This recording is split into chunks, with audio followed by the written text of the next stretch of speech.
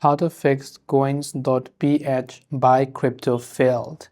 If you're trying to buy cryptocurrency from the Coins.ph application and maybe it is failing for some reason, so maybe you tap the buy button. The first thing is you must make sure that you have got an account and that you are logged into your account.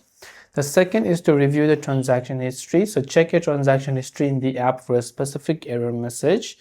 And you also must want to check your wallet balance because your funds may be locked by another pending order or you may not have enough money. So ensure the payment method that you're also using has enough funds or sufficient balance for the fees as well. You must also check your account limits because just after you log in also you have to do a couple of verification process.